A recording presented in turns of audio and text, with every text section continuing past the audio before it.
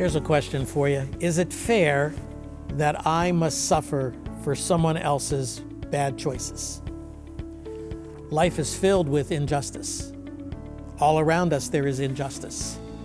There is racial injustice, where folks have suffered enormously as the result of the injustices that go back generations.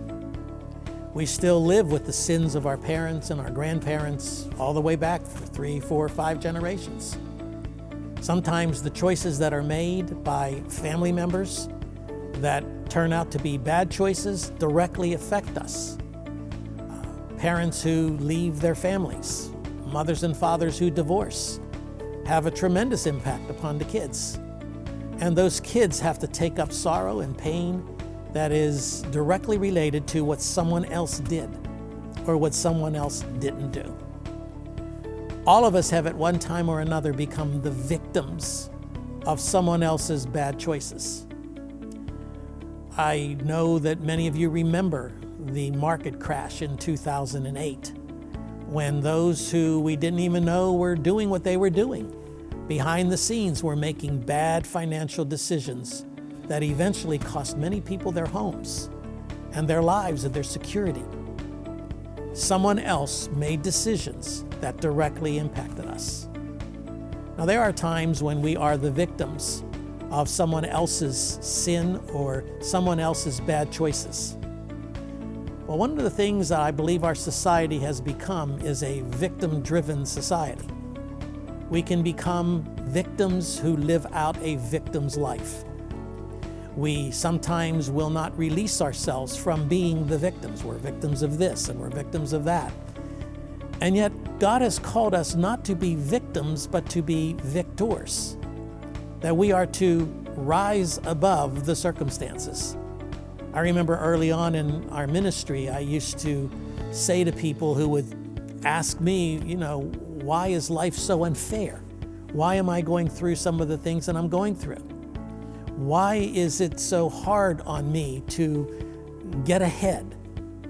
And oftentimes when I would ask people, well, how are you doing? How are things going with you? And they would say, well, pretty good under the circumstances. And I would jokingly, but not so much jokingly, say to them, well, what are you doing under the circumstances? It is so easy for us to become victims. It is so easy for us to throw ourselves pity parties. But did you ever notice when you're throwing that pity party, no one really wants to come?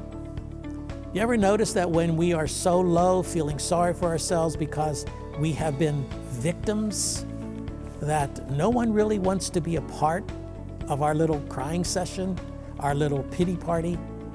Now, that is not to say that your pain should be minimized. Pain is pain. And sometimes when we are the victims of someone else's stupid choices or bad choices, we wonder why. Why didn't I have better influences in my life? In the book of James, the letter of James, he talks a little bit about this when he talks about the testing of our faith.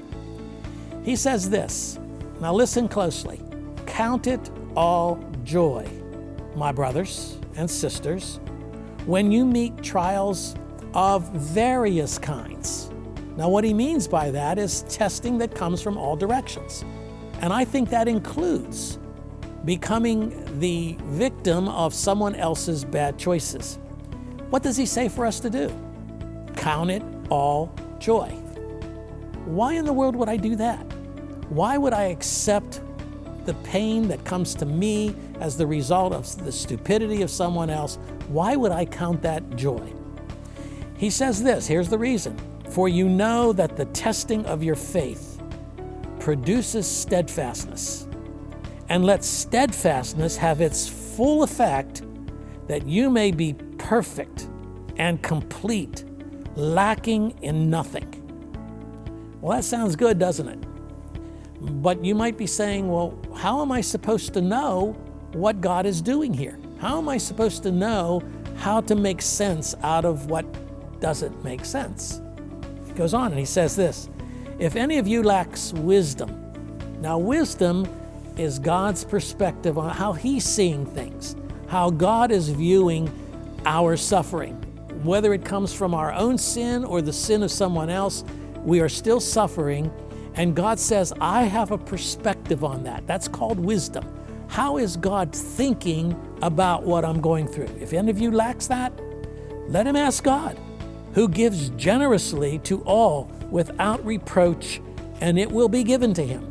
But let him ask in faith, with no doubting, for the one who doubts is like the wave of the sea that is driven and tossed by the wind.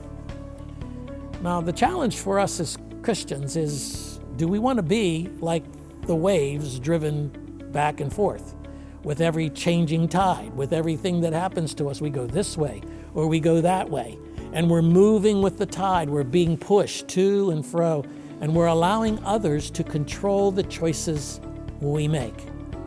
Well, he says that's not the perspective of God.